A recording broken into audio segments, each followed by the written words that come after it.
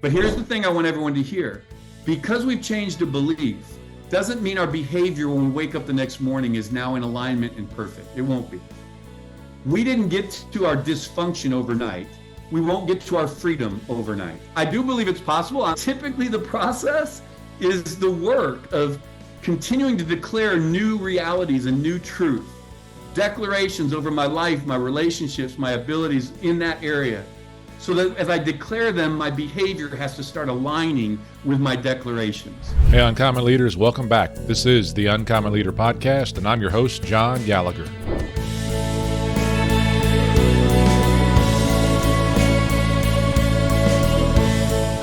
Rick Torrison, USA Today best-selling author Rick Torrison, just recently. Great to have you on the Uncommon Leader Podcast. I'm so looking forward to talking to you about your book and about the process that you went through and some of the great things in it that led to that bestseller status, and maybe even a little bit about how you wrote it and all the fun that goes along there. But I'm going to start you off with the first question that I always start all my first-time guests on the podcast. And I said, tell me a story from your childhood that still impacts who you are as a person or as a leader today. Yeah, that's a great question. And John, first of all, thank you for letting me be on your show. I love the podcast. I've been listening to episodes, man, so in line with everything that you do. And so God bless you, man. Thank you so much for this opportunity to spend a few minutes with you today and to learn from you, and then to share a little bit about my story. So, you know, there's interesting stories. I'll tell you, I was a single parent, raised by a single parent and a grandmother. I was a latchkey kid before there were latchkeys. You know, I'm 60 years old, so you know, I know I don't look it. It's okay, everybody. I work out hard. You know, I got to try to keep up with my wife. But lots of stories, and there's some I tell in my book, really that shaped me, that were the foundation for where I am today. And they weren't the best of stories. They were really some stories with some challenge and heartache. I had some abuse situations by a babysitter that marked me, and I bring that one up. It's not this positive story, but it's really when I reflect back and have learned.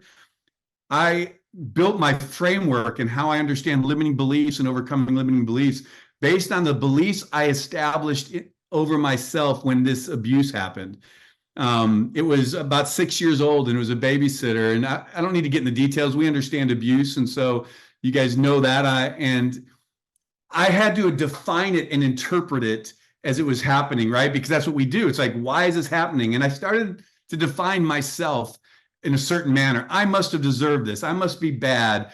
All women must be this. There was all these things that I didn't know at the time, but what we do to try to understand or justify something that's happening, we interpret an experience. So I interpreted those experiences, and what I found that I realized looking back is those interpretations or definitions of that experience became beliefs. Those beliefs began to drive my behaviors throughout my life. Those behaviors weren't the best towards females and women in relationships. And I found myself with a myriad of broken relationships until I met my wife, who I'm now married to for 33 years. But I remember being with her and going, man, this is the person I want to spend the rest of my life with.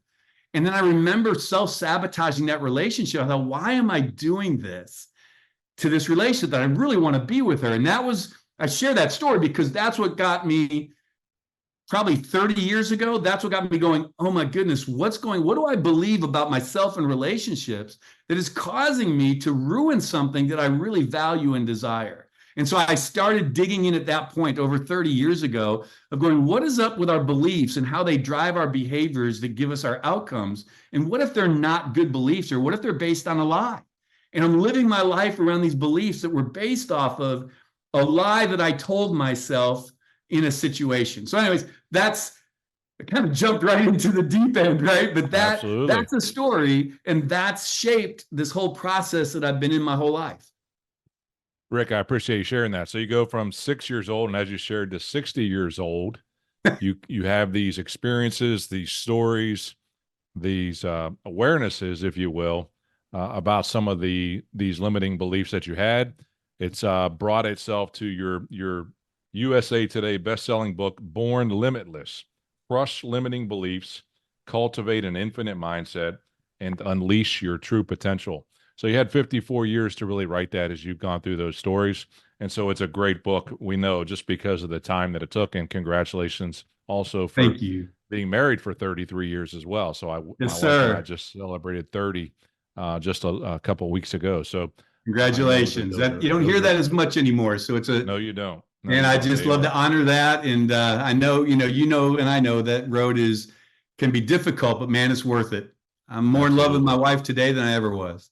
So you write the book, and it sounds like you wrote the book for your old self, if you will, in terms of going down through that journey. But tell me a little bit more. Who did you write this book for, and why did you write it? Yeah. So it was interesting. I do a lot of executive coaching, personal coaching, and some of the things that I do. And I've been kind of coaching for a long time, but professionally for the last 10 years or so.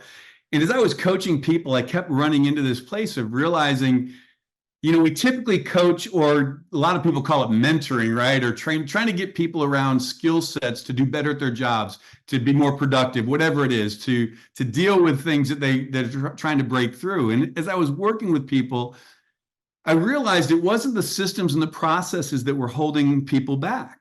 It was our belief system. It was the narrative we were telling ourselves in certain areas of our lives, not every area, but in certain areas of our lives. It was these narratives that we would be telling ourselves, I can't, I won't, I'm never, I'm not. And we don't even realize we're saying them. We don't even realize they're there. And I kept running into these walls, coaching people like, why can't we break through? And we have the system, the process, the know-how, the passion, the vision, the desire, yet we keep hitting these walls. And that's when, because I was doing my own work, but I wasn't associating the work with me and my limiting beliefs with my coaching. And I realized in that process, and you know what it is? It's these limiting beliefs.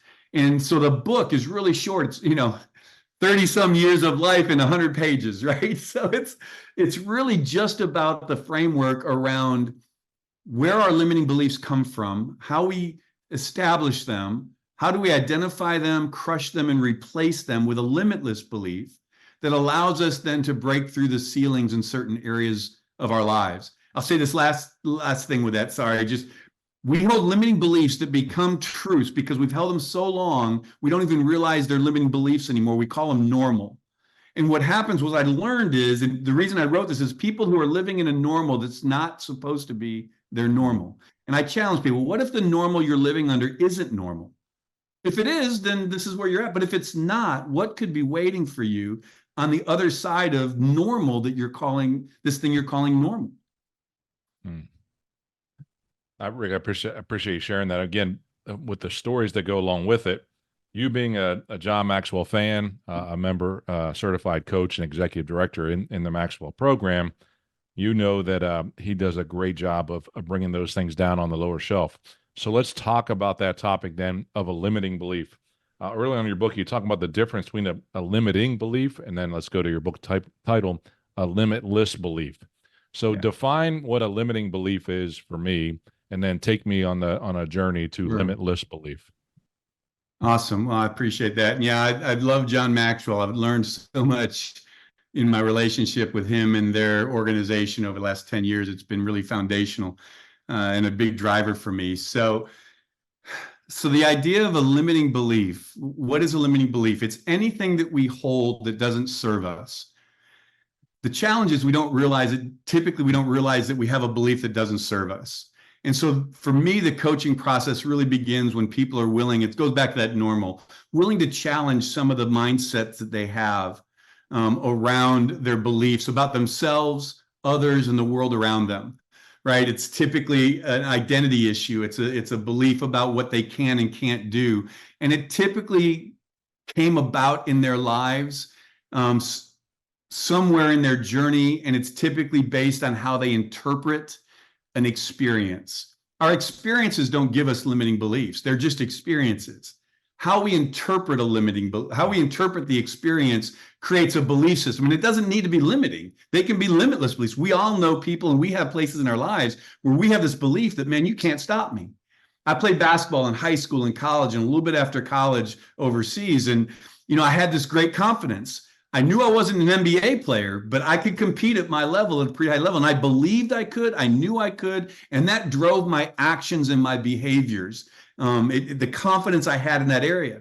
But then you turn me over into relationships and face that area, and it was not pretty. I didn't believe I had confidence. I didn't believe in myself. I didn't believe in the others. So there was this whole other framework that I had adopted because of what I shared, the experience of my life. So a limiting belief is anything in our lives that actually isn't serving us or has put a ceiling over our lives and is causing us to settle for something less than we were born and created for. So that's a limiting belief. We all have them. They're there, whether we realize it or not. And that's the process. So a limitless belief comes, and I'll share this a little bit. I don't know where everyone sits in your community here, but I'm a person of faith. And so I believe in our createdness. Now, you don't have to believe in that for me to coach you. I don't lead with that, but it drives how I view people, all people. And I believe in our createdness that there were no accidents, right? Both of my children are adopted. They were adopted from birth. Both of them were conceived in rape. The world could have said, you know what, to those birth mothers, that 15 and 16-year-old young ladies, these children don't matter. They weren't planned. They were not expected. All these things said you could choose another path because we think that their value is based on their conception or their environment or their circumstances or what people say over them. And I say this, I don't think so. I think our value is predetermined. There is a value in us, in our very nature of our DNA, that regardless of our circumstances, we have greatness within us. Now, circumstances are real. Conditions of our birth are real. Experiences we have are real. I don't displace those, but those things then cause us to have definitions of what's possible for us because of my circumstances. And I challenge people, I understand that, but does that have to be true? Can there be another pathway? Can there be another mindset or belief system? And so a limitless belief to me is this understanding that you will, you can, and you are, as opposed to I can't, I'm not, and I won't. And when we start shifting our language, that impacts our whole physiology. It impacts everything about our subconscious. Has to start aligning and agreeing with I can, I will, and I am. Right? And so when we can identify where we're saying we can't, we won't, or we'll never, and shift that language, we begin to shift our energy, we begin to shift our beliefs, and then we begin to change our behaviors. Does that make sense? Rick, I'm following with you as you say that. I mean, I just have things that pop into my mind. I'm now a part of an accountability group. I'd stop short of saying mastermind, but certainly a group of men. And one of the things we talked on early on a couple of years back were those limiting beliefs. And if we heard each other saying those things that were keeping us from there, we'd ask each other to turn them around into what that positive mindset might be. Because I remember one myself, if I own one very specifically, if there was something that, bad, whether you, the one I used to love to say was if I was in the ATM and there are two ATM machines and I jump behind one line, they each have two cars in each line, but I get behind the slower of the two cars. And my favorite response, if you will, is, oh, it's just my life story. And there's a limiting belief, even in something as simple as that, to talk about how, I just, whatever line I get in, it's going to be the one that takes the longest. And it's something that we started to call each other out on. So there's an awareness that has to exist in that limiting belief mindset, but there's also that accountability for calling it out. And as an executive coach, you've got to do that on a regular basis. And so let's stay in that space. There's a chasm between limiting belief mindset, current state where I am today, and the desire to have a limitless belief mindset. When you're coaching individuals, what are the barriers you see that get in your way? Maybe you talked about some of those in terms of circumstance, but what are some of the other barriers you have to see folks overcome to move in that direction? Yeah, it's a great question. I have a framework that I use to help people understand. The biggest barrier that we've already mentioned 100% of the time is awareness that they actually have a limiting belief and that belief is possibly based on a lie. If I can't break through that, if they won't question the normal, we'll never make it anywhere in the conversation. It's a dead end before we start. So that's really the biggest thing, right? The framework says this: all of the outcomes that we get in our lives, the good and the bad, doesn't matter, it's neutral. Outcomes, products of actions. All of our outcomes come from an action, a behavior, right? Everything we do has a result. There's fruit to it, good or bad, but there's fruit. Every behavior that we do all of our behaviors stem from a belief that we have. We may not consciously think about it, but there's nothing we do in our lives, no behaviors that aren't attached to some form of understanding or belief, right? Those beliefs are formed by how we interpret life as we move through it. Things said, things done, experiences, how we define, how we understand, they create a belief. That belief demands action or behavior. They have to align. We will not survive with our beliefs and our behaviors aren't aligned. Good or bad, they will ultimately, the belief will drive us back to a certain behavior. Then we have the outcomes. So the challenge I ask people is, are there any outcomes in your life that you are tired of or want to change? So they'll say, yeah, I've been stuck here. I can't break through here. I'm leading here, whatever it might be. Okay, so you want to change the outcomes. What is the vision? What do you want? Not what you don't want, but what do you want? That's the other big thing, is people have a hard time creating a positive future vision. They can tell you what they don't want, but we have a hard time describing what we do want. And so that's the other breakthrough, is I hear what you don't want. That was my own story when I had an anger issue. It wasn't physical, but it was intense. I was intense. Your viewers can probably tell there's a lot of passion. So my son, he was little, and I kept just getting angry. My intensity would intimidate and scare him when he was little. I said, this is not what I want to be. And so I was going through counseling and coaching and the whole thing. And they kept saying, well, what do you want? And all I could tell them was what I didn't want. I don't want to be angry anymore. I don't want my son to grow up angry. I don't want. He kept saying, I understand, but what do you want? And I go back, I don't want this. And he said, I understand, but what do you want? And I was like, you're driving me crazy. I'm telling you. And he said, no, you're not telling me what you want. And it hit me. And I was like, oh, I don't have a vision for what it would look like to not be angry. And so I'm telling myself, don't be angry. But our subconscious, which is what drives us, only hears angry, be angry. And so I was continuing that cycle until I started to say, okay, I want to be peaceful. I want to listen first. I want to respond slowly. I started declaring what I wanted, right? So here's the thing, right? So we have outcomes, we have behaviors, we have beliefs. And John, let me ask you this, like in your relationships and in what you've seen in business, and this is practical, right? When we don't like the outcomes, what do we typically try to put our energy towards? When we don't like the results we're getting? Well, I mean, too often it's excuses, but certainly I want to change the behavior, change the action, set up a new discipline.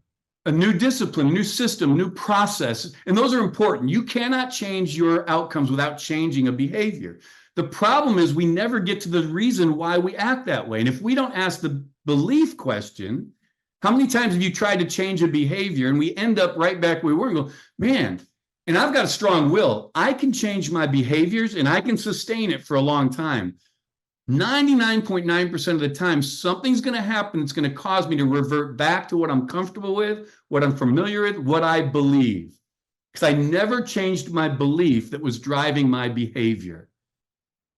Does that make sense? So the coaching, the strongholds are those places where people have not asked those questions. They've not thought about the actual beliefs that are causing them to behave repetitiously in this way that doesn't serve them anymore.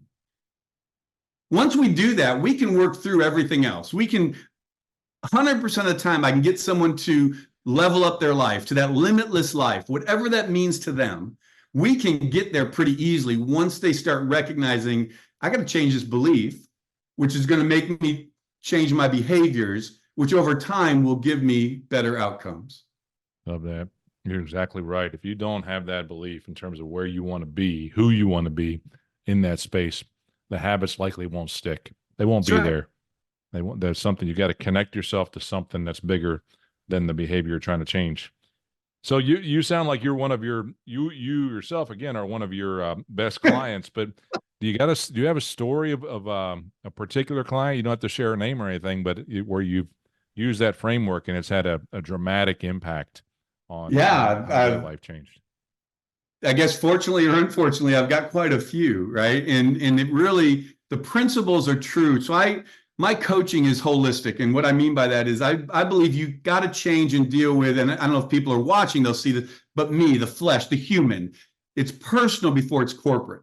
So no matter what corporate things we want to change in our businesses and our structures and our organizations, the individuals have to first deal with their own vision, their values, their beliefs, right? Because it's the person that's going to drive the entity. So I've got lots of stories about individuals who called me in to work on their organizational roadblocks and structures and leadership, right? That they thought, hey, I need to raise up leaders and I need to do a better job communicating. And yes, yes, yes, yes, yes. And then once we get into it, we do a kind of a holistic look, a success wheel, life wheel kind of thing, and look at what they're after and what they want and what their goals are, helping them set vision. So I had this one person that I'm working with, and he initially brought me in for business purposes. Very successful, multi-million dollars in corporations. He's sold businesses, he's led businesses, he's in an organization. He was struggling with some leadership and some relationship dynamics within his organization, primarily around the women leaders. He was like, man, they don't stay very long. I just don't understand. And so we went through the process, and here's what I found out. Successful in business, amazing. Everyone goes, man, look at how amazing he is. Turn over here, and he's on his 5th marriage. He wants help with the business and the women in his business relationship because he's struggling, and they're really good people, and he recognizes it, but he can't keep them. But the reality is, what his issue is his mindset and belief around his relationship with women. So he had a belief that this is just what life looks like. This is how they are. This is how I am. They don't understand me. We'll never get along. And yet he wanted, so when we started this conversation, it was like, let's talk about this situation if it's okay. And he goes, well, I would love a relationship that would last, right? I want the intimacy. I want the longevity. I want someone to, live old with. But he says, I don't think that's for me. That's just not my life. That's just not what it's ever been. And I said, well, is that based on a truth or a lie? Well, it's my experience. I said, experience is real. The feelings and emotions are real. But what if the process, what if you're believing about this? What if that's not based on a truth? It's real, but what if it's not true? So we began to break into his beliefs around relationships and his ability to have a relationship with a female. I'm not talking about psychoanalysis and on the couch and all that. I mean, there's places for that, and I get that. But this was really just realizing he had adopted some beliefs because of behaviors and experiences in his life that caused him to hold women off this point and not feel that they had a place or were equal to him, or he could be in that relationship with them. So anyways, long story short, we worked through all that, shifted the belief system, right? So then he could then see women differently, pursue a relationship differently. Now you look at the business, and he was able to see, and he realized, oh my gosh, I'm looking at the women in business the same way I looked at women in my personal life. And the light bulb went off, and it was like, this is not okay. So now he could change his beliefs. But here's the thing I want everyone to hear. Because we've changed a belief, doesn't mean our behavior when we wake up the next morning is now in alignment and perfect. It won't be. We didn't get to our dysfunction overnight. We won't get to our freedom overnight. I do believe it's possible. Again, faith person, I believe the Lord can step in and just kind of break you free, and I'm all for that. But typically the process is the work of continuing to declare new realities and new truth, declarations over my life, my relationships, my abilities in that area. So that as I declare them, my behavior has to start aligning with my declarations. And so over time, he started seeing the behaviors shift and the outcomes change. So probably longer than you were expecting, but that's one of many stories with the same principle that underlies it, just different circumstances. Sure. No, I follow you. Well, and let's kind of jump in again, back to you again. I love bringing it back to you, is that even in writing this book. So let's talk about the book test that I often ask. I mean, someone reads your book, and a year from now, they see it on their bookshelf, sits back behind us. We both have our bookshelves behind us. What do you want them to recall after reading your book that they leave with? So what are the outcomes that are produced after the behavior of reading your book, and frankly the belief that it could have an impact? Man, John, that's probably the best question I've been asking all the podcasts I've done. You were asking me what are some questions I wish people asked?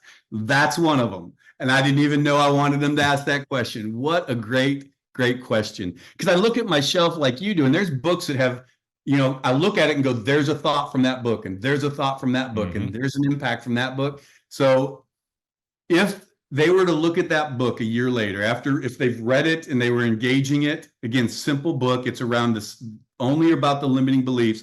I would want them to look at that book and be reminded that there's greatness inside of them and there are no ceilings over their lives.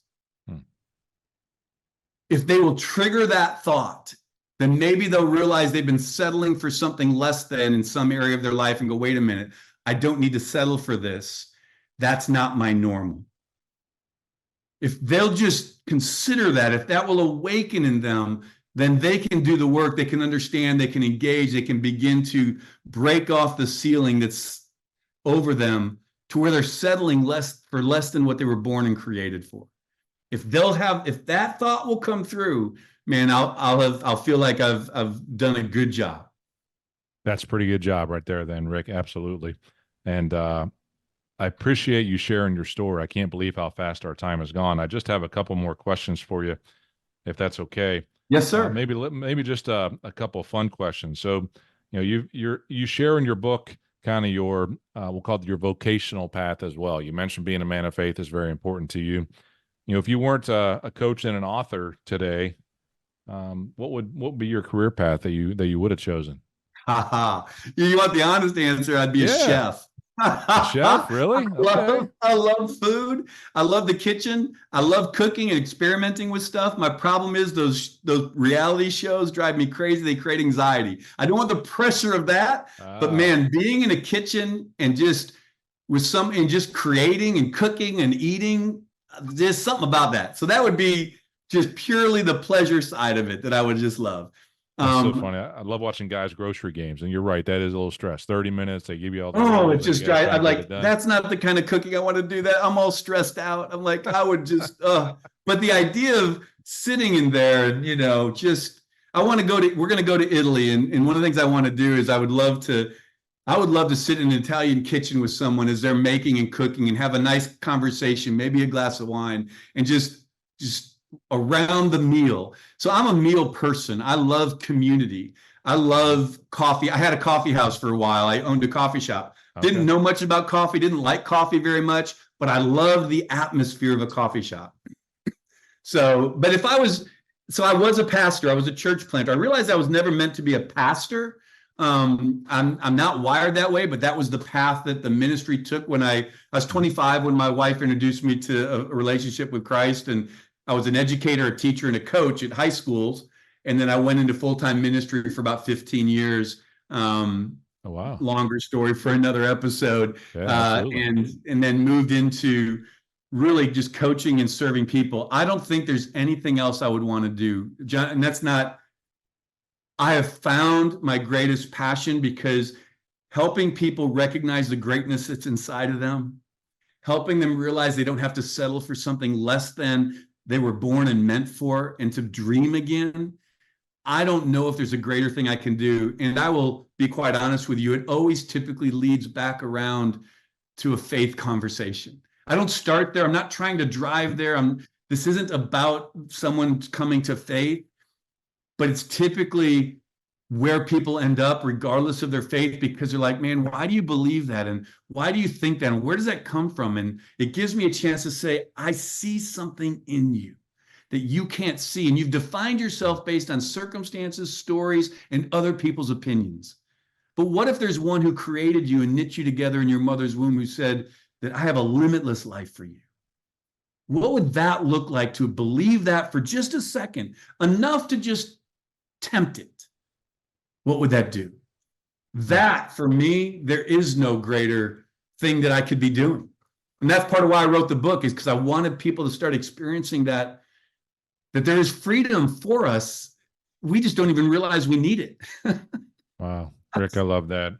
Speaking of, how do folks stay in touch with you, and where do you want them to go find your book? Yeah, that'd be great. So at this point, my book is on all the platforms. So you can go to Amazon or Barnes and Noble, Books a Million, Born Limitless, put my name in. I would love for you to go and grab a copy if you like it. Give me a rating. That'd be great. But to get into my world, probably the best way is through Instagram, which is at Rick Torrison. And I would encourage people, direct message me. If you go to Instagram, message me with a limiting belief that you've wrestled with and overcome or you're still wrestling with. I will send you a one-page simple framework of how I help people process through crushing those limiting beliefs and replacing them with limitless ones.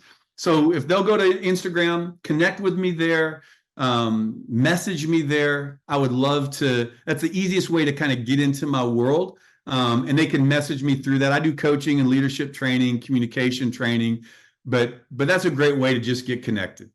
What a great idea, Rick. I'll make sure I put the link to your Instagram and to your website and to your book in the show notes so that folks can get to it kind of easily, but they can find you pretty quickly there on Instagram. That's a great idea. Rick, I'll finish you up. I've way overrun my time with you. I apologize for that, but I think it's been a great conversation. Last question I always end my guests with is I'm going to give you a billboard. You can put it down there in Houston, Texas, whatever freeway you want to put it on. You're going to have a lot of folks go by. What message are you going to put on that billboard, and why do you put that message on there? So it's simple. The message will say, you were created for more. You were created for more. Why would I put that on there? Because I believe that our past was never meant to define our future. I believe that we are the author and star of our story, and we've allowed our past to be the glasses that we see our future through, and it's limiting. And so I want people to know that you were created for something more. It doesn't matter how successful you are or how challenged you are. I believe there's more, not stuff, not things, not positions, not titles, but influence and impact. That future into hope idea. So that'd be my billboard. You are created for more. And that's why I would say it, because I want people to believe something greater that they are born and created and destined for. So great, Rick. Thank you for sharing with the listeners of the Uncommon Leader podcast. I know you've added value to them today. I know that's your goal, and I appreciate the words that you've shared. Yes, sir. Thank you so much, man. Bless you, and thanks for the opportunity to be here with you.